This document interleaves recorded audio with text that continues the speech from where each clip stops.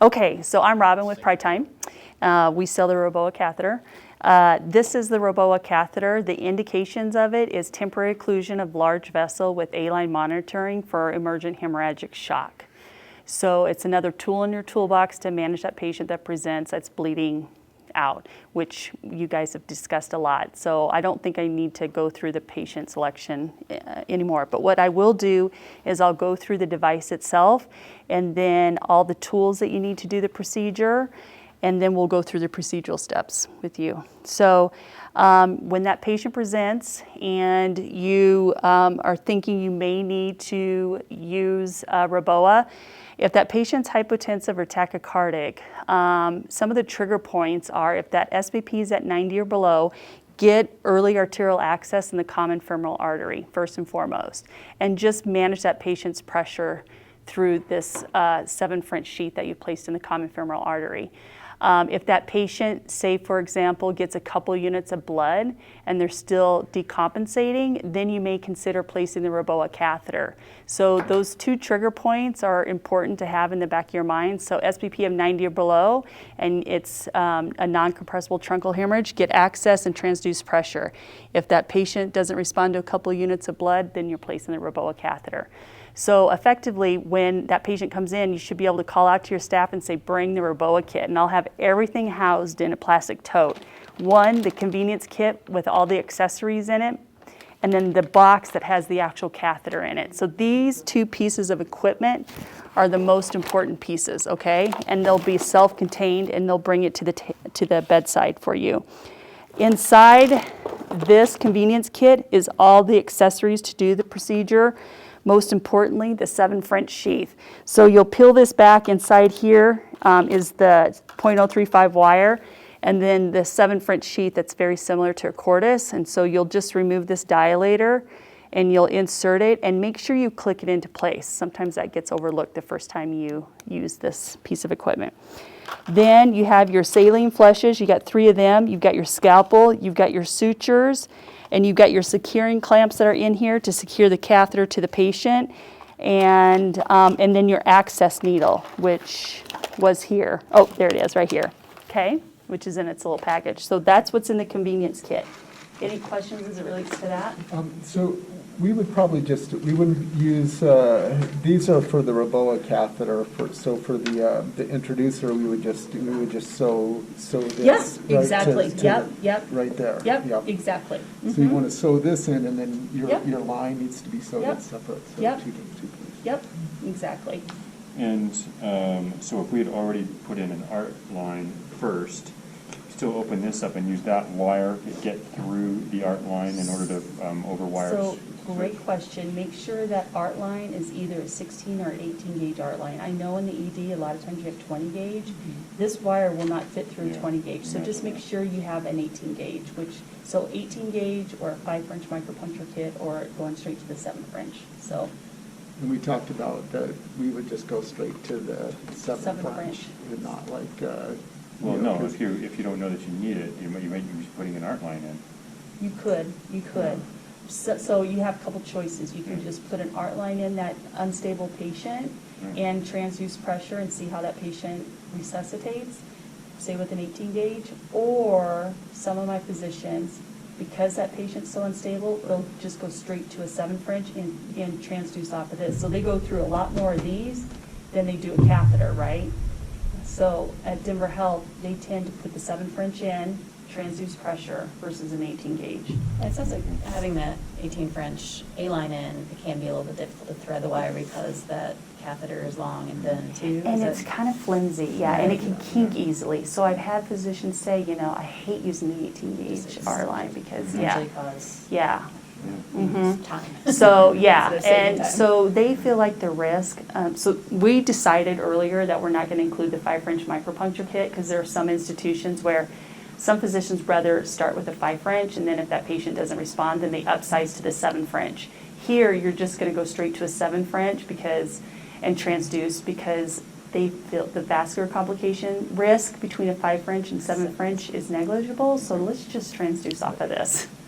And make it easy for everyone. If we're doing an art line, we're not sure if we even need to time. go.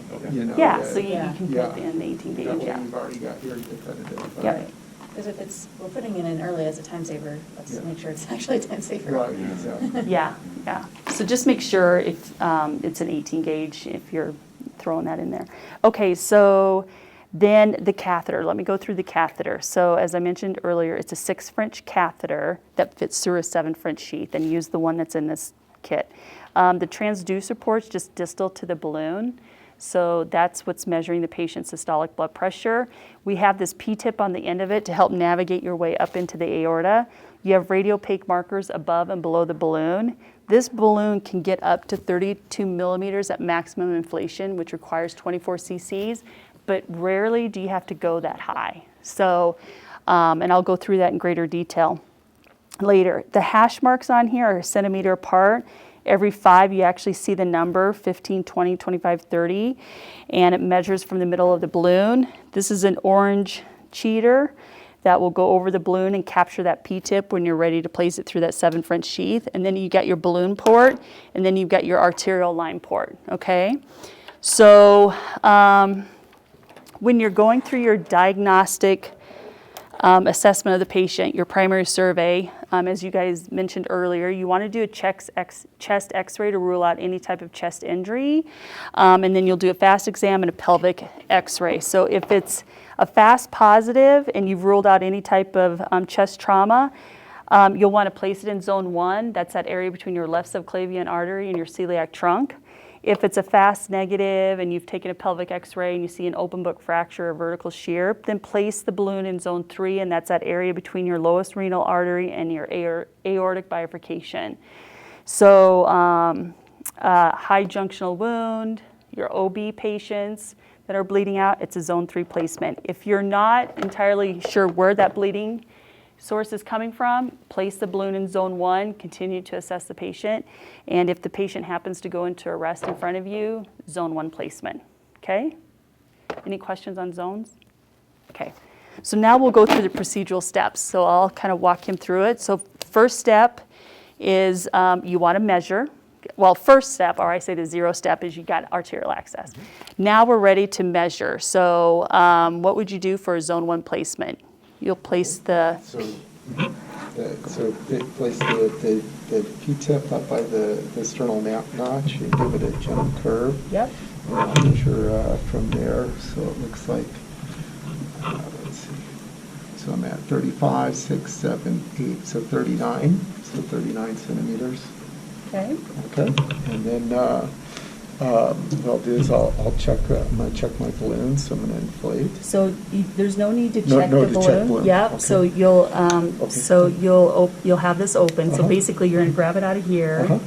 and you're going to. We won't check our balloon, but we'll make no, sure it's don't check deflated. it. Yeah, because what happens is physicians would check it, and then they wouldn't entirely get it deflated, and then they had a Okay. hard time. So don't Okay, check so it. don't Just check it. evacuate air. Just- so the so second just- step right here, empty. Mhm. So you we're want gonna- to empty that balloon Okay, of so any we're gonna- air that might still be in there when Okay, you take so- it out of the package. So negative pressure, Yep. and then I'll turn my stop cock. Perfect. Okay. And then I know where I'm going to, I think we said 36. So you're going to go to 42 on my simulator, but Okay. the next step, so what he's doing here is he's advancing on sheath, twist it, torque it, Straighten out the P-tip. and he captured the Okay. P-tip. So what would you do now before you would insert it Oh, in there? yep, I'm going to ask the nurse to Yep. flush for me. So just flush pretend my this is my line. saline bag. So we're flushing it because you want to fill up that column with That's your fluid. art line flush. Exactly. So the art line setup is up Yeah, you from are. the side. Yep, okay. yep, exactly. Okay. It's the other piece that we have to remember to get started early. Right. Is that Then okay? you turn to the nurse and you say, set up the art line, and they're like, oh, I don't know how to do that. And you have to scramble all the things you can to find out the stuff. Yeah. Introduce my, Did you feel it hard stop? if I do now. Yep, okay. So Yep. And I'm going to Good. hold. Yep. I'm going to advance. short little strokes, yeah, so you don't lose leverage or, yeah. And then you're gonna remove that orange sheet and put it back towards the hub, because you're just, yeah, it's just to get that balloon beyond the end of the sheath in there. And then go up to 42. 42. So normally we can say as you're doing this, backwards. This, at the back of this. So, depending on the patient, you'll see some bleed back, possibly if the pressures are high enough, but you may not see anything at all either.